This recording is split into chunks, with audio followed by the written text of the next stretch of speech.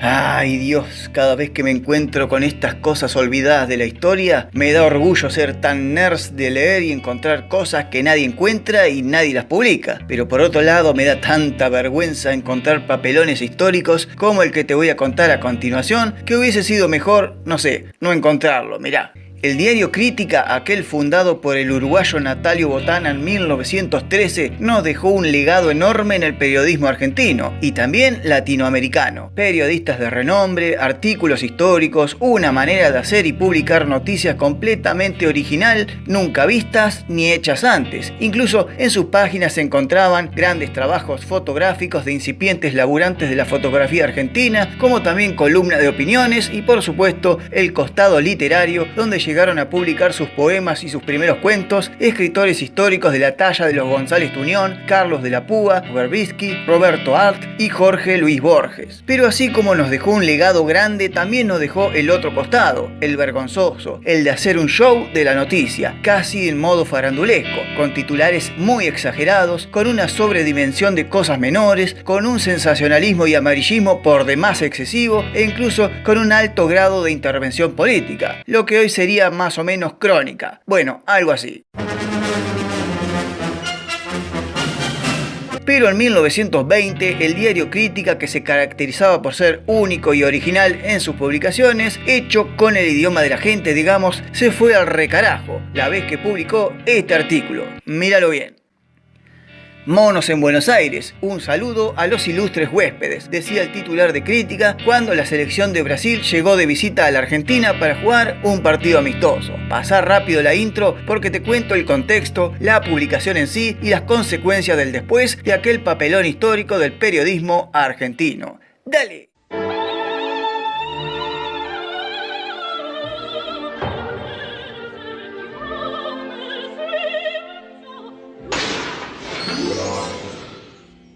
Primero establezcamos la época. En 1916 se jugó por primera vez de manera oficial el primer torneo sudamericano conocido hoy como la Copa América por el centenario de la independencia argentina en Buenos Aires. Torneo que ganaron los uruguayos. Al año siguiente Montevideo fue la sede del segundo torneo que también ganó Uruguay. Básicamente esos torneos se definían en el clásico Argentina-Uruguay, porque tanto Brasil como Chile, los otros dos participantes del torneo, no cortaban ni pinchaban. Eran equipos de segunda mano, digamos. En 1918 el torneo no se jugó porque Río de Janeiro, que recibía la copa, sufrió la mal llamada gripe española y eso derivó la sede del torneo al año siguiente. Pero la racha rioplatense se cortó en 1919, cuando se jugó el tercer torneo sudamericano en Brasil, que ganó Brasil. Acá los cariocas por fin pudieron vencer a la Argentina por 3-1 y torcieron la historia que había comenzado muy cuesta arriba detrás de los países rioplatenses.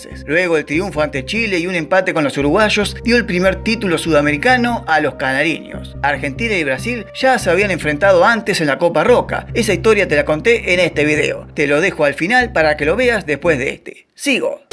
Brasil llegó con toda la chapa de último campeón al torneo sudamericano de Chile en Viña del Mar en 1920 y así se cerraba el ciclo de ser sede cada país sudamericano, habiendo comenzado Argentina en el 16, Uruguay en el 17, Brasil en el 19 y ahora Chile en el 20. Este torneo chileno lo terminó ganando por tercera vez Uruguay, relegando al segundo puesto otra vez a la Argentina. Albiceleste, que empató 2 partidos y solo le ganó a Brasil en la última fecha. De más está decir que Brasil en esta copa se comió 6 con Uruguay. Papelón. Bueno, la cosa es que estando en Santiago de Chile y terminando el campeonato sudamericano que ganaron los uruguayos, Brasil emprendía el regreso a su patria. ¿Cómo? En tren. No existían los vuelos charter para los equipos de fútbol todavía, así que solían hacer Santiago de Chile a Mendoza, Argentina en tren y de ahí derechito a Buenos Aires por el tren trasandino. Antes de partir de Chile, una delegación argentina invitó a la brasileña a que se quedara unos días más en Buenos Aires para jugar un partido amistoso entre las dos selecciones. Corinthians. El campeonato terminó el 26 de septiembre de 1920 y para el 3 de octubre se pactó el partido Argentina y Brasil en la cancha del Sportivo Barracas, la casa de la selección argentina en los años 20. Y si bien Argentina ya había vencido a Brasil en el Sudamericano de Chile, todavía no lo había hecho en Buenos Aires y en modo de revancha, digamos, por lo acontecido en el torneo de Brasil el año anterior. Los porteños quisieron tener su propia revancha en su propia casa, así que de Chile volvieron las delegaciones argentinas y brasileñas arribando a Buenos Aires en tren en el mismo momento que se publicó esta nota. Monos en Buenos Aires, un saludo a los ilustres huéspedes, decía el título mientras era caricaturizado por diferentes primates vestidos con la camiseta blanca de Brasil de ese entonces. Si se hubiese quedado en solo el título y el dibujo, que de por sí ya era un insulto y una falta de respeto total, ¿hubiese quedado bien? No, porque siguió abajo la nota completa donde el diario Crítica hablaba pestes de los brasileños, diciendo: los brasileños son gente de color que se viste como nosotros y pretende mimetizarse con la raza estadounidense. Son gente que nos resulta cómica, porque pretenden confundirse con la raza americana gloriosa por pasado y grande por tradiciones. Pero esto no fue todo. La nota seguía todavía en otro apartado diciendo: los macaquitos ya están en tierra argentina. Pero paren todo. Hagamos un paréntesis acá. ¿Qué significa macaco en ambos países? Porque no es el mismo significado,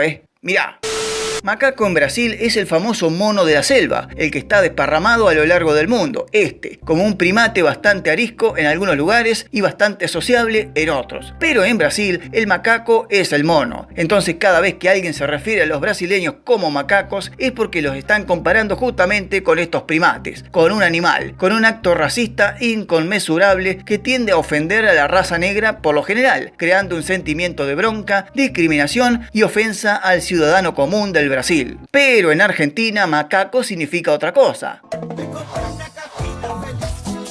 Nah, no es el Dolobu que cantaba "me compré una cajita feliz", sino que ser macaco viene de un americanismo heredado del idioma castellano, que indicaba a una caballería indócil, arisca y difícil de gobernar. Digamos, un caballo arisco, difícil de ser domado y domesticado. Y con los años y con la proliferación del tango y el lunfardo porteño, la palabra macaco tenía el mismo significado, pero ahora para las personas. Un sujeto macaco era indócil, difícil de llevar y de ser domesticado. Un arisco prepotente con ínfulas de matón, digamos un pendenciero, un sujeto débil que se cree camorrero. Después eso evolucionó o involucionó, como quieras verlo, en la gente de las villas miserias, justamente por el color de su piel. Hoy ya no se llama macacos, sino simplemente cacos, aquellos chorritos callejeros de las villas. Así que ni se te ocurra decir esa palabra en Brasil si no te querés comer alta denuncia, alto encierro, alta cagada a palos y un gran quilombo diplomático entre los dos países. Sigo. Y la otra frase, aún peor y completamente desubicada, que decía el diario Crítica acerca de la llegada de Brasil fue: los preparativos y el partido deberían apurar el trámite, no vaya a ser cosa que llegue la noche y los futbolistas brasileños no se puedan ver en la oscuridad. A lo sumo, se prenderán las luces a las 4 de la tarde. ¡Oh, qué bestias, por Dios, para redactar esa noticia! Bueno, la cosa es que si ese partido pactado para el 3 de octubre se hubiese jugado ese día, esta noticia no hubiese llegado a los oídos de los brasileños. Hubiese quedado como una nota nefasta en el olvido, y en aquellos que lo leyeron y chau Pinela. Pero no, porque el partido para el 3 de octubre se suspendió por una torrencial lluvia sobre Buenos Aires, que hizo reprogramar el partido para 3 días después, el 6 de octubre. Entonces los brasileños salieron a caminar por la capital argentina y se encontraron con esta noticia. ¿Para qué, vieja loca? Se armó un despelote tremendo. Delegación brasileña y varios jugadores del Scratch fueron hasta el mismo edificio del diario Crítica, en la calle Sarmiento al 800, para pedir explicaciones. Pidieron ver personalmente al periodista uruguayo Antonio Palacio Sino y al dibujante Diógenes Taborda, los culpables de dicha ofensa periodística. Pero estos no dieron la cara. Al contrario, salieron varios integrantes del periódico a dar falsas disculpas y excusas bobas, indicando que era un juego de palabras nada más y que no era tan grave.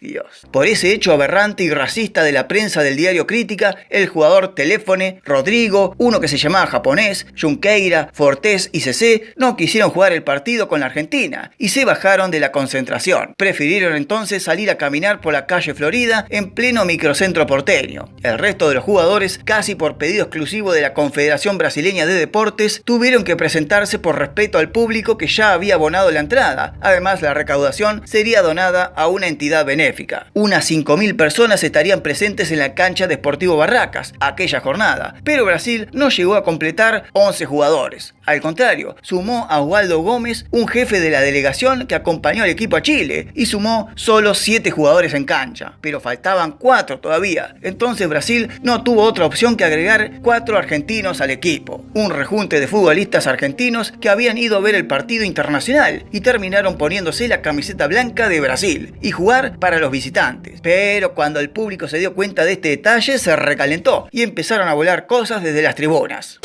Terrible estafa había resultado al final. El diario La Nación al día siguiente decía: es fundamental la reacción del público. Ayer en la cancha del Sportivo Barracas, el público quería ver fútbol internacional. Para eso habían pagado la costosa entrada, no para ir a ver al 4 de Chicago.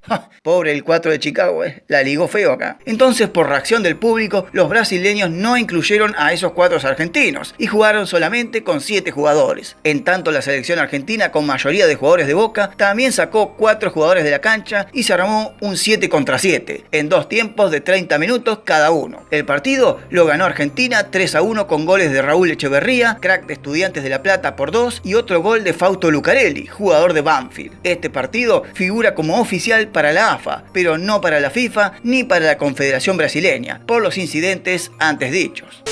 Finalmente los brasileños se volvieron a su patria con una dura derrota, pero aún peor, con la humillación de haber sido ofendidos de manera discriminatoriamente mal por la prensa argentina como nunca antes había pasado. Y esto tuvo sus repercusiones y consecuencias durísimas, porque un año después, más precisamente en octubre de 1921, Argentina volvía a ser sede del Sudamericano y los brasileños volverían a la tierra del tango después del quilombo, con los uruguayos, pero no con Chile, sino con Paraguay, que debutó en el torneo. Y se armó la discusión en Brasil y en la Confederación Brasileña también. ¿Qué vamos a hacer? ¿Vamos o no vamos a Buenos Aires?, decían. Y si vamos, ¿con quiénes vamos?, decían los brasileños, recordando la ofensa bien latente aún. El periódico brasileño Correio do Mañá, en septiembre, o sea, un mes antes del torneo, publicó que la Confederación estaba analizando llevar a la Argentina un plantel brasileño completamente blanco, sin futbolistas de raza negra, para evitar una nueva ofensa del periodismo argentino. Y ahí es donde entra en la conversa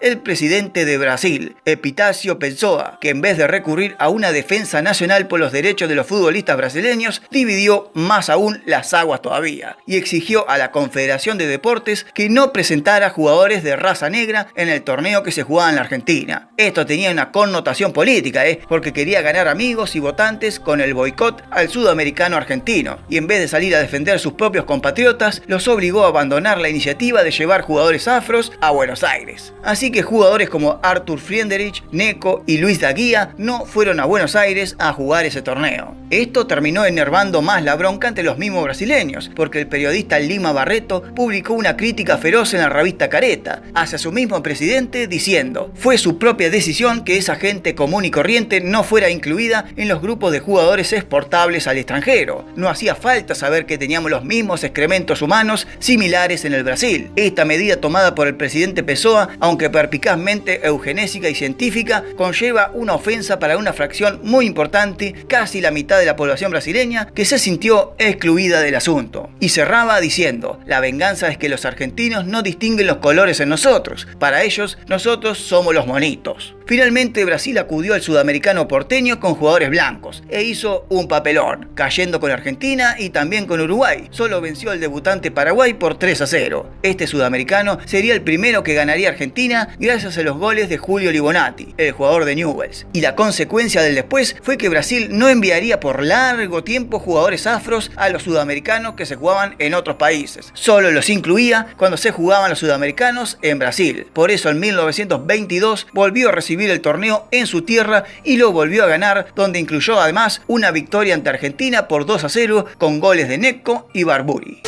Así que esto de discriminar a los brasileños no es de ahora, ni de hace unos años, ni de reciente actualidad, sino viene de larga data. ¿Habrá sido una herencia más del diario Crítica? ¡Ja! ¿Quién sabe? Lo que sí se sabe es que cada vez que los brasileños oyen esa palabra, ¡oh! Agárrate, ¿eh? Un dato adicional más para ir terminando la historia. Mientras le das like al video, comentás qué te pareció, si sabías o no esta historia, y por supuesto te suscribís al canal dándole ahí en el botón rojito. Te cuento que Brasil recibió el Sudamericano o Copa América, como quieras llamarlo, además de 1919 y 1922, que ambos torneos los terminó ganando. También lo recibió en el año 1949, previo a su Mundial del 50, donde también ganó ese torneo. Recibió además la Copa América en 1989, que también ganó, y la del 2019, que también salió triunfador. Estas dos últimas dejándonos afuera a nosotros. Pero en el año 2021, justamente 100 años después de la primera gloria argentina, Brasil volvió a recibir la Copa América por segunda edición consecutiva, y esta vez no la ganó. Por primera vez no ganó un título de América en su casa, sino que la ganó la Argentina, en aquella mítica final entre pandemias y aislamientos, con el gol de Di María en la final justamente a los brasileños en el mismísimo Maracaná. ¡Qué historia, papá, eh! El pase para Di María, se va para el gol. ¡Di María!